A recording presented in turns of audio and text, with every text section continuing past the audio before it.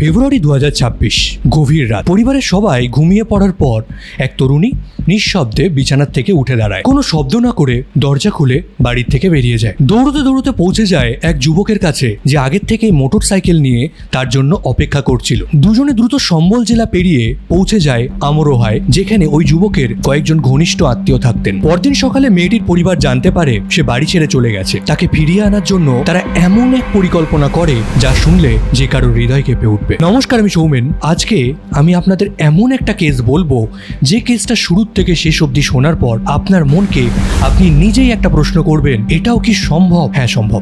আজকের কেসের নাম ভালোবাসা বনাম পরিবার। তো এই ঘটনাটি শুরু হয়েছিল উত্তরপ্রদেশের সম্বল জেলার একটি ছোট্ট গ্রাম থেকে। গ্রামটি আসমলি থানার অন্তর্গত।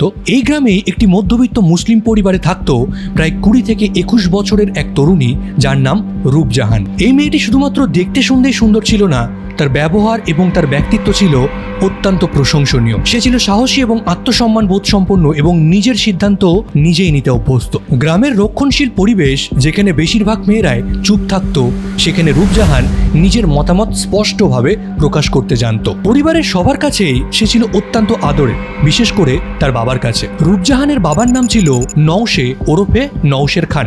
পরিবারে রূপজাহান ছাড়াও তার ছিল আরো 2 ভাই। বড় ভাইয়ের নাম ছিল জানে আলম এবং ছোট ভাইয়ের নাম ছিল গুড্ডু। ভাইদের মধ্যে রূপজাহান সব থেকে ছোট হওয়ায় ছোটবেলা থেকেই সে পরিবারের সবার ভালোবাসা পেয়েছিল। সব মিলিয়ে ছোট্ট পরিবার সুখেই দিন কাটছিল, কিন্তু তারা বুঝতে পারেনি রূপজাহানের জীবনে এমন একজন মানুষ প্রবেশ করতে চলেছে যার আগমনে তাদের পুরো পৃথিবী চিরদিনের জন্য বদলে যাবে।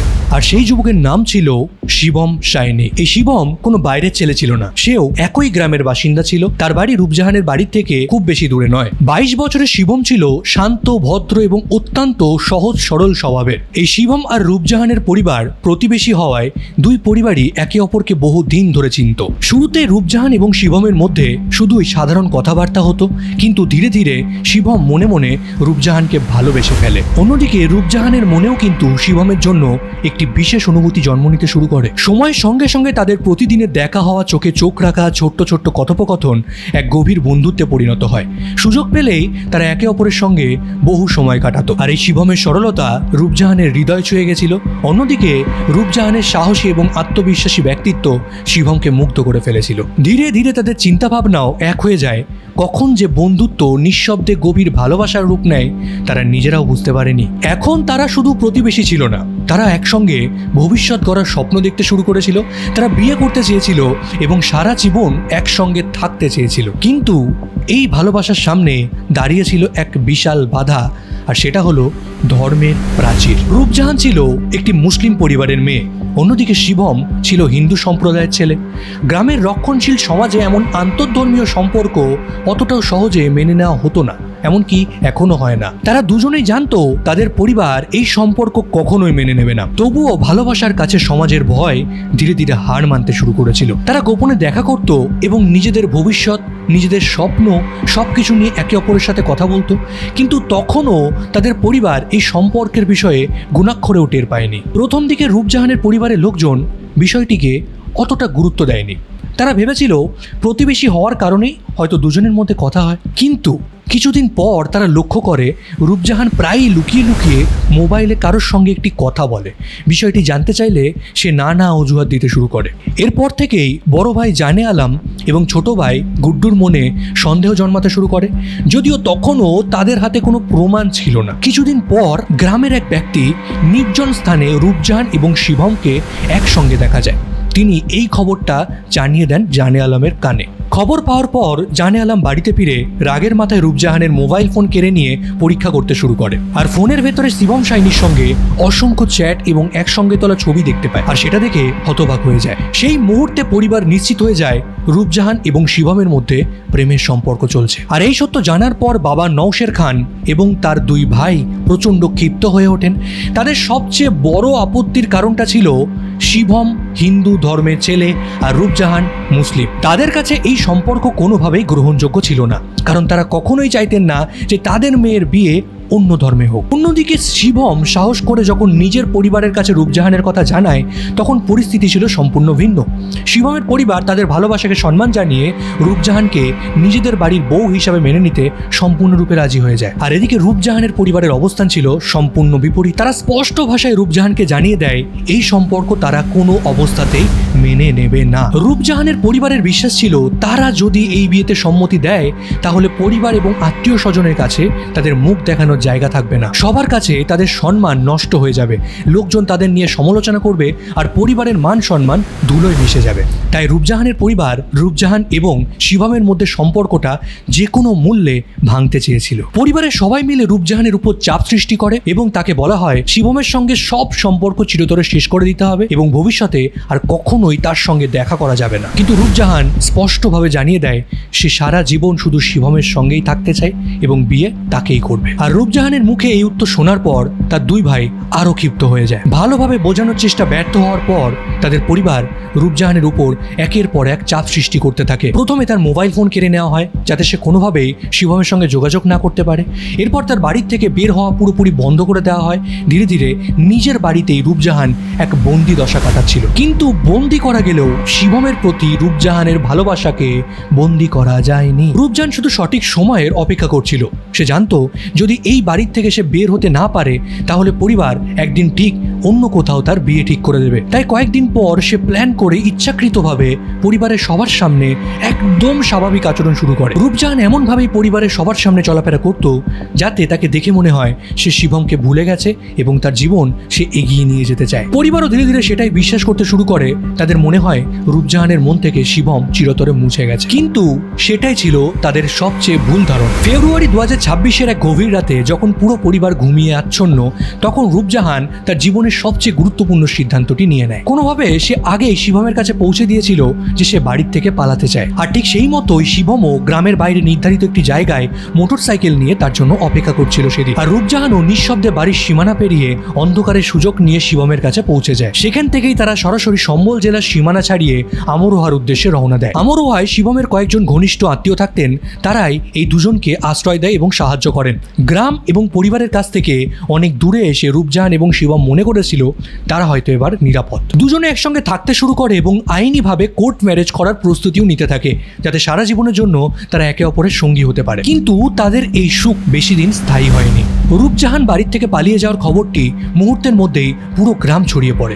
একজন মুসলিম তরুণীর একজন হিন্দু যুবকের সঙ্গে পালিয়ে যাওয়ার ঘটনা সমাজ এবং আত্মীয় স্বজনের মধ্যে ব্যাপক আলোচনার বিষয় হয়ে ওঠে। চারিদিক থেকে বিভিন্ন কটূক্তি, অপমানজনক মন্তব্য শুনতে হচ্ছিল রূপজাহানের বাবা নওশের খান এবং তার ভাইকে। তাদের কাছে শুধু একটা কথাই মনে হচ্ছিল পরিবারের সম্মান পুরোপুরি নষ্ট হয়ে গেছে। তখন তারা সিদ্ধান্ত নেয় কোনোভাবেই বিষয়টি এভাবে শেষ হতে দেওয়া যাবে না। অভিযোগ অনুযায়ী রূপজাহানের পরিবার আসমলি থানায় শিবম এবং তার আত্মীয়দের বিরুদ্ধে অপহরণের মামলা করে। এমনকি তারা নিজেদের মতন করে সব জায়গায় খোঁজাখুঁজি শুরু করে। শেষ পর্যন্ত তারা জানতে পারে রূপজাহান এবং শিবম অমরোহার শিবমের আত্মীয়র বাড়িতে লুকিয়ে আছে। আর এই তথ্য জানার পর বিষয়টি গ্রামের পঞ্চায়েতের সামনে তোলা হয়। পঞ্চায়েতের পক্ষ থেকে শিবমের পরিবারকে আশ্বাস দেওয়া হয় যে যদি রূপজাহান স্বেচ্ছায় বাড়ি ফিরে আসে তাহলে কোনো আইনি ঝামেলা না করে তাকে বাড়ি ফিরিয়ে দেওয়া হবে এবং শান্তিপূর্ণভাবে সমস্যার সমাধান করা হবে। আর শিবমের সহজ সরল পরিবার সেই আশ্বাসে বিশ্বাসও করে ফেলে। তারা বুঝতেই পারেনি এই আশ্বাসের আড়ালে লুকিয়ে আছে এক ভয়ঙ্কর ষড়যন্ত্র। শিবমের পরিবারের মনে হয়েছিল সত্যি কথাটা রূপজাহানের পরিবারকে এবং প্রশাসনকে জানিয়ে দিলে হয়তো দুই পরিবারের বিরোধ মিটে যাবে এবং দুই তরুণ তরুণীর ভবিষ্যৎ নিরাপদ হবে। আর এই বিশ্বাস থেকে রূপজাহানের পরিবারের হাতে আমরোহা সেই ঠিকানা তুলে দেয় যেখানে রূপজাহান এবং শিবম লুকিয়েছিল। ঠিকানা পাওয়ার পরই রূপজাহানের বাবা নওশের খান এবং তার দুই ভাই দ্রুতই আমরোহার সেই ঠিকানায় পৌঁছে যায়। অদ্ভুত বিষয় হলো সেখানে গিয়ে তারা কোনো রাগ মারধর কিছুই করেননি, বরং রূপজাহান এবং শিবমের সামনে সম্পূর্ণ ভিন্ন আচরণ করেছিল। তারা রূপজাহান এবং শিবমকে জানায় যদি দুজনে সত্যি একে অপরকে বিয়ে করতে চায় তাহলে পরিবার আর আপত্তি করবে না। রূপজাহানের পরিবারের দাবি ছিল পালিয়ে বিয়ে করলে সমাজে পরিবারের সম্মান নষ্ট হবে, তাই আগে গ্রামে ফিরে আসতে হবে, এরপর সবার সামনে সব রীতি মেনে সম্মানের সঙ্গে তাদের বিয়ে দেওয়া হবে। রূপজাহান এই কথার আড়ালে লুকিয়ে থাকা ফাঁদকে একদমই বুঝতে পারেনি। রূপজাহানের মনে হয়েছিল বাবা এবং ভাইয়ের মন হয়তো সত্যিই বদলে গেছে। আর সেই বিশ্বাস থেকে 19 ফেব্রুয়ারি 2026 রূপজাহানের পরিবারের সঙ্গে সঙ্গে রূপজান এবং শিবম তাদের নিজেদের গ্রামে ফিরে আসে। কিন্তু জীবনের সবচেয়ে বড় ভুল সিদ্ধান্ত হয়তো সেটাই ছিল। বাড়ির দোরগোড়ায় পা রাখার সঙ্গে সঙ্গে বাবা ভাইয়ের মুখের সহানুভূতি সম্পূর্ণ মিলিয়ে যায়। আবারও শুরু হয় সেই একই চাপ, একই হুমকি, যেগুলোর হাত থেকে বাঁচতেই রূপজাহান বাড়ি ছেড়ে পালিয়ে গিয়েছিল। বড় ভাই জানে আলম শান্তভাবে রূপজাহানকে বোঝায় যে কোনোভাবেই কোনো পরিস্থিতিতেই শিবমের সঙ্গে তার বিয়ে দেওয়া সম্ভব নয়। জানে আলমের যুক্তি ছিল তারা যদি এমন বিয়েটা দেয় তাহলে সমাজে তারা আর বেরোতে পারবে না, তারা দুটো লোকের সামনে মুখ দেখাতে পারবে না। এরপর বাবা নওশের খানও ধর্ম, সমাজ এবং বংশের সম্মানের কথা তুলে ধরে রূপজাহানকে বারবার বোঝাতে থাকেন। তিনি চাপ দিয়ে বলেন শিবমকে যেন সে চিরতরে মন থেকে মুছে ফেলে। পরিবারের ধারণা ছিল বাড়ির চার দেওয়ালের মধ্যে ফিরে এসে রূপজাহান হয়তো তার মনের ইচ্ছাকে বদল করবে, শেষ পর্যন্ত বাড়ির সিদ্ধান্তকেই সম্মান জানাবে। কিন্তু রূপজাহান নিজের অবস্থান থেকে একটুও সরে আসেনি। রূপজাহান সবার সামনে দৃঢ় কণ্ঠে জানিয়ে দেয় সে প্রাপ্তবয়স্ক, সে নিজের জীবনের সিদ্ধান্ত নিজেই নিতে পারে, সে শুধু শিবমকেই বিয়ে করবে, অন্য কাউকে নয়, যাই ঘটুক না কেন। রূপজাহানের এমন অটল সিদ্ধান্ত দেখে তার পরিবারও বুঝতে পারে যে তাকে আর মত পরিবর্তন করা সম্ভব নয়। তদন্তকারী পুলিশের দাবি অনুযায়ী পরিবারের সদস্যরা তখন নিজেদের সামাজিক সম্মান রক্ষার নামে চরম সিদ্ধান্ত নেয়। 19 ফেব্রুয়ারি 2026 দুপুরের দিকে পরিবারের সদস্যরা রূপজাহানকে ঘরের ভেতরে আটকে ফেলে। অভিযোগ অনুযায়ী বাবা নওশের খান হাত পা শক্ত করে চেপে ধরে রূপজাহানের, আর বড় ভাই জানে আলম ওড়না দিয়ে গলায় পেঁচিয়ে টানতে থাকে। তারপর কয়েক মিনিট মৃত্যুর সঙ্গে লড়াই করার পর রূপজাহানের নিঃশ্বাস চিরতরে থেমে যায়। আর একটি ভালোবাসার গল্প এখানেই শেষ হয়ে যায়। কিন্তু রূপজাহানকে হত্যা করার পর রূপজাহানের পরিবারের সামনে একটা প্রশ্ন বড় হয়ে দাঁড়ায়, কিভাবে আইনের হাত থেকে তারা বাঁচবে। তারা ভালোভাবেই জানতো সত্য যদি একবার প্রকাশ পায় পরিবারের সবাইকে পুলিশ গ্রেপ্তার করবে। তাই পুলিশের তদন্তকে ভিন্ন দিকে ঘুরিয়ে দেওয়ার জন্য তারা একটি পরিকল্পনা শুরু করে। সেই পরিকল্পনা অনুযায়ী বাবা নওশের খান এবং ছোট্ট ছেলে গুড্ডুকে নির্দোষ দেখানোর দায়িত্ব নেয় বড় ছেলে জানে আলম। সে ঠিক করে পুলিশের কাছে একাই সব দোষ সে স্বীকার করে নেবে। তার পরিকল্পিত বক্তব্য ছিল সে নাকি নিজের বোনকে শিবমের সঙ্গে কথা বলতে দেখে হঠাৎ রাগের বশে তাকে হত্যা করেছে, আর সেই সময় বাবা এবং ছোট ভাই বাড়িতে ছিলেন না, তারা নাকি একটি অনুষ্ঠানে গিয়েছিলেন। আর জানে আলম জানতো এই গল্প পুলিশকে একবার বিশ্বাস করাতে পারলে বাবা এবং ছোট ভাইকে আইনের হাত থেকে বাঁচানো যাবে। এই ঘটনাটি ঘটেছিল তো 19 ফেব্রুয়ারি 2026 দুপুরে, কিন্তু সঙ্গে সঙ্গে পুলিশকে খবর দেওয়া হয়নি। দুপুর থেকে প্রায় রাত 10:30 পর্যন্ত, অর্থাৎ প্রায় 8 থেকে 9 ঘন্টা রূপজাহানের মরদেহ বাড়ির ঘরে পড়েছিল। এই দীর্ঘ সময়ে পরিবারের সদস্যরা সম্ভাব্য প্রমাণ নষ্ট করার চেষ্টা করে এবং প্রতিবেশীদের সন্দেহ এড়াতে স্বাভাবিক আচরণের অভিনয় চালিয়ে যায়। রূপজাহানের পরিবার রাত নামার অপেক্ষায় ছিল যাতে আত্মসমর্পণের ঘটনাটি আরো বিশ্বাসযোগ্য দেখানো যায়। রাত প্রায় 10:30 গ্রাম নিস্তব্ধ হয়ে গেলে জানে আলম নিজেই পুলিশের হেল্পলাইনে ফোন করে জানায় সে তার বোন রূপজাহানকে হত্যা করেছে এবং মরদেহ বাড়িতেই রয়েছে এবং পুলিশ এসে যেন তাকে গ্রেপ্তার করে। খবর পেয়ে দ্রুত ঘটনাস্থলে পুলিশ পৌঁছে যায়। সেখানেই বাড়ির বাইরে দাঁড়িয়ে থাকা জানে আলম কোনো রকম বাধা না দিয়েই আত্মসমর্পণ করে। প্রথম দিকে ঘটনাটি পুলিশের কাছে মুহূর্তের রাগে ঘটে যাওয়া এক হত্যাকাণ্ড বলেই মনে হয়েছিল। এমনকি জানে আলম বারবার দাবি করতে থাকে এই ঘটনায় তার বাবা কিংবা ছোট ভাইয়ের কোনো ভূমিকা কিন্তু নেই। কিন্তু তদন্ত যত এগোতে থাকে ততই সেই গল্পের ফাঁক ফোকর সামনে আসতে শুরু করে। ময়না তদন্তে চিকিৎসকরা দেখতে পান রূপজাহানের গলায় আঘাতের চিহ্ন তো ছিল, তার সাথে সাথে তার হাত পা এবং শরীরের বিভিন্ন অংশে বিভিন্ন আঘাতের চিহ্ন ছিল, যেন শেষ মুহূর্তে তাকে কেউ জোরপূর্বক আটকানোর চেষ্টা করেছে। আর এতেই বোঝা যায় মৃত্যুর আগে তিনি নিজেকে বাঁচানোর জন্য প্রবলভাবে লড়াই করেছিলেন।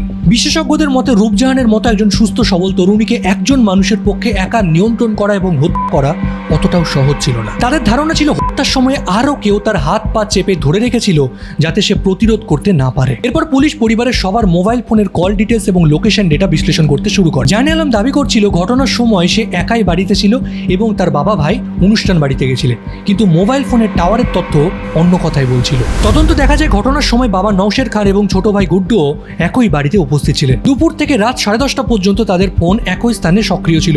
এতে তদন্তকারীদের সন্দেহ আরও জোরালো হয়ে ওঠে যে হত্যাকাণ্ডে একাধিক ব্যক্তি জড়িত ছিলেন। অন্যদিকে পুলিশ যখন শিবমের পরিবারের সদস্যদের জিজ্ঞাসাবাদ শুরু করে তখন তারা গুরুত্বপূর্ণ তথ্য দেয়। তারা জানায় 19 ফেব্রুয়ারি নওশের খান এবং তার দুই ছেলে তাদের আত্মীয়ের বাড়ি মানে আমরোহায় এসে রূপজাহানকে নানা আশ্বাস দিয়ে গ্রামের বাড়িতে ফিরিয়ে নিয়ে গিয়েছিলেন। তাদের বলা হয়েছিল পরিবার বিয়েতে আর আপত্তি করবে না এবং সব নিয়ম মেনে শিবমের সঙ্গে তার বিয়ে দেওয়া হবে। কিন্তু তদন্তকারীদের মতে সেটিই ছিল পরিকল্পনার একটি অংশ।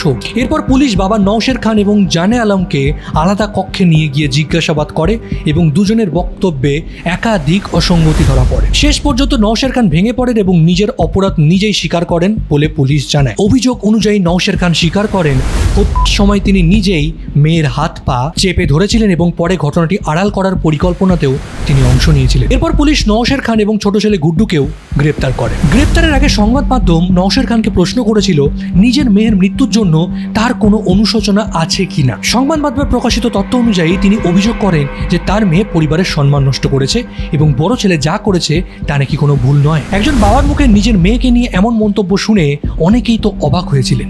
বর্তমানে এই মামলায় জানে আলম, নওশের খান এবং গুড্ডুর বিরুদ্ধে আইনি প্রক্রিয়া চলমান রয়েছে। চূড়ান্ত রায় না হওয়া পর্যন্ত আইন অনুযায়ী তারা অভিযুক্ত দোষী সাব্যস্ত নন। কিন্তু এই ঘটনা আমাদের মনে করিয়ে দেয় যখন পরিবারের সম্মান, সামাজিক চাপ বা ধর্মীয় বিভাজন মানুষের জীবনের চেয়ে বড় হয়ে ওঠে তখন তার পরিণতি ঠিক কতটা ভয়ঙ্কর হতে পারে। কোনো মতভেদ বা সম্পর্কের কারণে একজন মানুষের জীবন কেড়ে নেওয়া কি এতটাই সহজ? এই ঘটনাটা নিয়ে তোমাদের কি মনে হয় অবশ্যই আমাকে কমেন্ট বক্সে জানাতে ভুলো না। আর ভিডিওটা ভালো লাগলে অবশ্যই একটা লাইক আর একটা সাবস্ক্রাইব করে দিও, কারণ এই দুটো জিনিসই আমাকে পরবর্তী ভিডিও বানাতে আরও বেশি মোটিভেশন দেবে। আর হ্যাঁ, খুব তাড়াতাড়ি ফিরে আসছি আরও একটি রহস্যজনক আর গভীর স্টোরি নিয়ে।